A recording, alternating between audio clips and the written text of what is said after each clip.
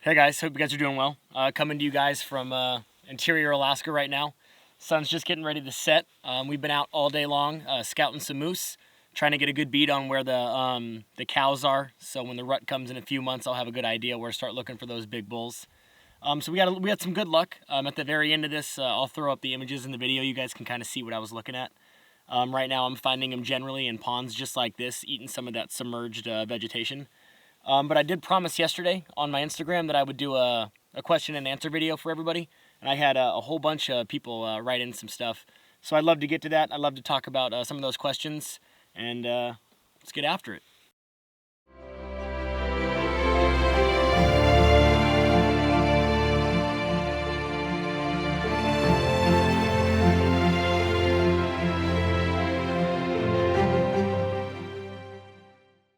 All right, so I got him here. I got him on a screenshot on my phone. I took a couple of them before we drove out here, and I lost all service. The first one that I got was by 2 words, period, 9 letters. And it's, what are some of the best versatile lenses for us beginners? Or for use as beginner? Lenses. So when it comes to lenses, in my opinion, are way more important than the body you're using. So for instance, let's say that the percent of the money you're willing to spend on photography at 100%, right? I always say spend about 70% of that budget on the lenses and about 30% on the camera body. Believe it or not, the lenses are where you're going to actually see the most difference, where you're going to get those really crisp results that you're looking for. But for a really good beginner setup, I'm not too familiar with any other camera brand than Nikon. What I would do is I would grab a D500, a nice crop sensor, and I would grab the Nikon's 200 to 500, or I think it's Tamron's 150 to 600.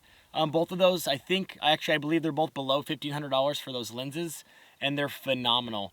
I have heard from a few people that the 200 to 500, there are some crappy copies out there, that they have a hard time getting it to be sharp beyond like 50 meters, 50 yards, something like that. So keep that in mind. You can always send it in to Nikon, or you could do the auto, AF fine tune. For Canon, I got a lot of buddies who shoot the 70D, and they also shoot with the Tamron 150 to 600. Any one of those mid-grade crop sensors, if you're just starting out, it's going to be cheap, but it's also going to allow you to get that extra zoom factor if you're trying to get out there and touch some of these wildlife. So that's what I would recommend. Yeah, so I think that wraps that one up. Next question came from Willie G60, and it was in reference to the Brooks Falls from last week. He asked how much time that I had on the deck on the platform.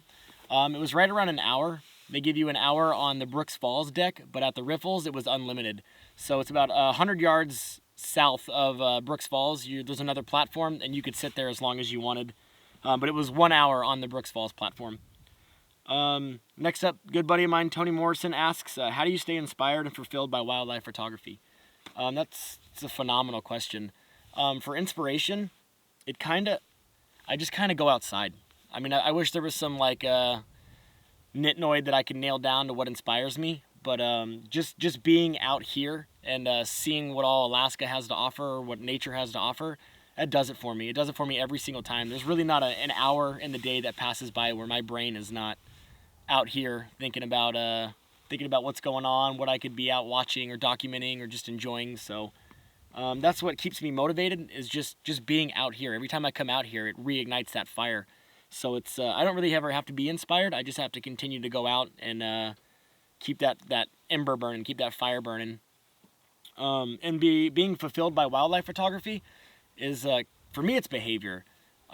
Getting a cool shot of an animal doing something really unique to that specific species, that really lights my fire. I do like really gorgeous profile shots and portrait shots, but getting them doing something that tells the whole story of, who that animal is, or what they like to do, or how they survive, or the environment that they're in, that's what fulfills me in wildlife photography. Another really good one I got was, how did I start selling prints? This was from Mike J423. I started selling prints almost on accident. I'm sure just like some of you guys, I had my work up on Instagram, on Facebook, and people would direct message me, or they would, Facebook message me, and they'd say, hey, do you sell prints? And eventually I got to the point where I was like, yeah, I sell prints. And they would let me know which one they wanted.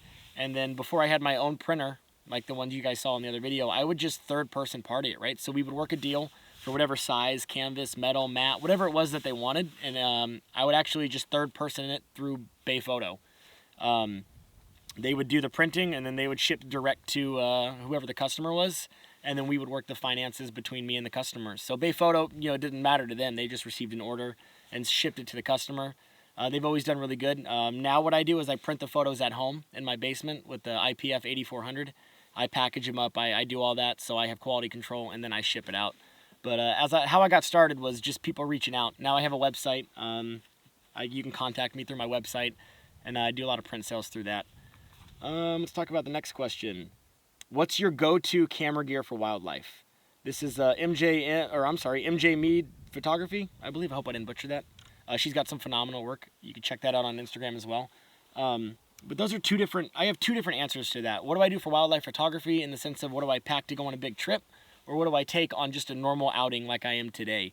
So what I wanted to do is I wanted to show you guys what I take on just a normal day where I'm going to go hike and I'm going to go look at some of these, like I'm going to go scout for locations. I try to keep my pack below 20 pounds just because there's nothing worse than, you know, walking 10 miles with 30, 40, 50 pounds on your back. So I brought everything out that I normally do for my day trips, my gear, my normal gear. We'll go through it together. And yeah, so let me bring you a little bit closer. All right, sweet. So we'll just cover the gear that I bring on a day trip. I'll go through all of it. And I'll kind of give some explanation of why I bring each item. And hopefully it helps. All right, so first and foremost, I guess we could talk about my main camera. This is my workhorse.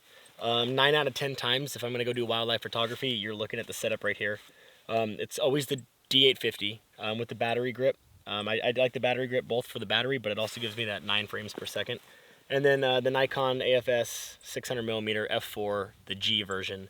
I didn't go for the FL version because I couldn't justify the extra money for just a little bit of the weight. I know they did some center balancing, or they did something with the lenses to redistribute some of the weight to the front. And don't get me wrong, the FL is probably a phenomenal piece of glass, but this has always done everything I needed it to. So yeah, this is my number one wildlife setup, D850 600 f4 G. I use the Manfrotto fluid head when I'm out doing the videos for YouTube because it's fluid and it allows me to kind of just get that good B-roll stuff without that gimbal, that crazy gimbal motion. And then the Serray tripod. Oh my goodness, where do I start? This tripod is broken in like 3 different places. Definitely don't recommend Serray. So if anybody has a tripod that they love, that they recommend, that could hold, I think it's like 20 pounds comfortably, let me know. I'd be very interested in knowing what you guys are using. And then as always, the PeakDesign strap. You guys have heard me rant and rave about this strap in almost every single one of my videos. I love the quick release aspect of it. You can just pop these little anchors off, and then, you know, now I'm ready to hand hold it, and the strap's not going to be in the way. So by far my favorite strap. So for photography gear, that's my main go-to workhorse. Now, this is my day trip bag. I absolutely love this bag, and I've beat the crap out of it, and it just keeps coming back for more. This is the Atlas Athlete. I'll put names down here so you guys can all see what I'm talking about. Yeah, the Atlas Athlete. I've had it for a few years now. It's gone on all of my hiking trips, all my day trips, even some overnight trips. So yeah, no, I can't say enough good about the bag. I'll talk to you about the bag as I tear it apart. First and foremost, when it comes to the gear that's not photography related, I always bring my Garmin, my InReach. You know, out here there's obviously no cell service. So if I need to get a hold of somebody, if I need to send a text to get some help or an SOS, then this will do it. It's also got maps and weather, and it allows me to send preset text messages back to my family to let them know that I'm okay. So Garmin InReach, that's a super important tool for me to have. I'll finish out with the photography gear that I bring before I get into the non-photography related stuff that I take on all of my day trips. So besides the 600mm, I always bring a wide angle. I bring my 70 to 200 for landscapes. If I have a moose that's getting way too close, I don't want to get up and run away, I can just throw the 70 to 200 on it and back out with her. I keep an anchor on this as well, so I can hook it up to the D850 and hang it off that. I always bring multiple spare batteries, so I have 2 of the little batteries for the D850 and then 1 of the big battery pack batteries, the D5 batteries. I bring a GoPro. This is more for B-roll. Like I can stick it to the side of the truck. I can stick it underwater if there's salmon running in a lot of the streams during the summer. I really only bring this in the summer for that reason. And then I bring the F to Z adapter for the Z6 that I do all my vlogging and filming on. If I want to go ahead and throw it on the 600mm, or if I just want to put the 200 on it, I got the F to Z adapter. Whole bunch of little noise going on out there. My vlogging setup is just the Z6 with the kit lens, the 24-70 f4, and then I got the Rode Video Pro Plus mic on top.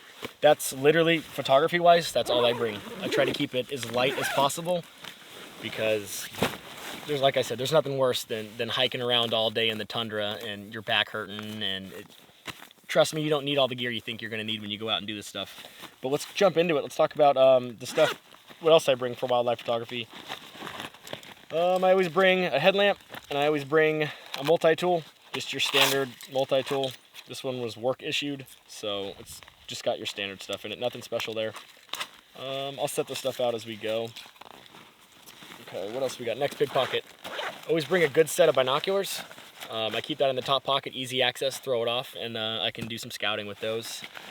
And my journal.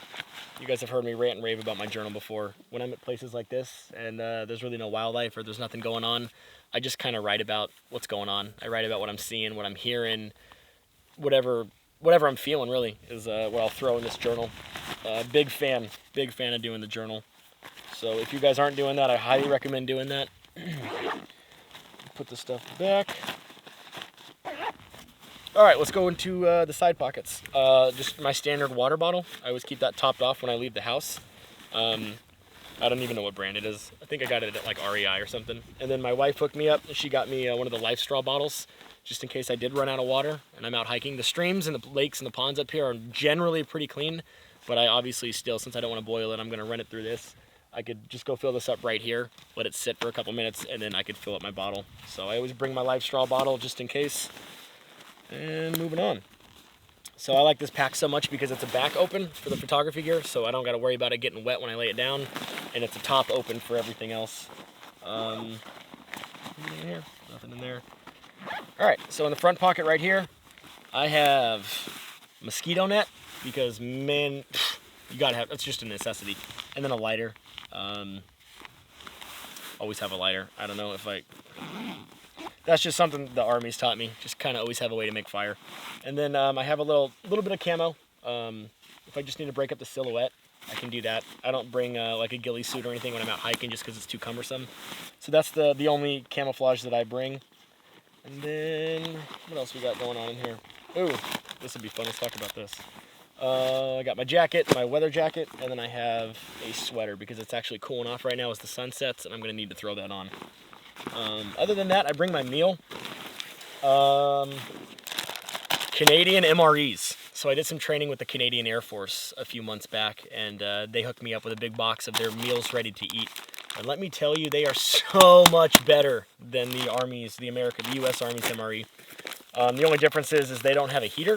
So in the American MREs, there's this little chemical powder that you add water to, and you add your meal in there, and you let it sit for a few minutes, and then boom, you got yourself I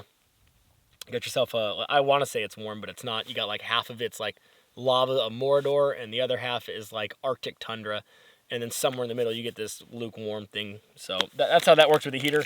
So the Canadian MREs do not have a heater, but what they do have is edible food, so that's exciting.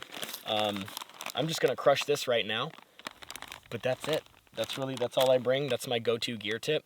Those were just the top 5 Q&A questions that I got. While I crush this, I'm gonna roll some of the footage that I got of the moose and some of the images. Hopefully you guys enjoy it. I'm out here in beautiful interior Alaska. Sunny 65, no wind. It's pretty nice.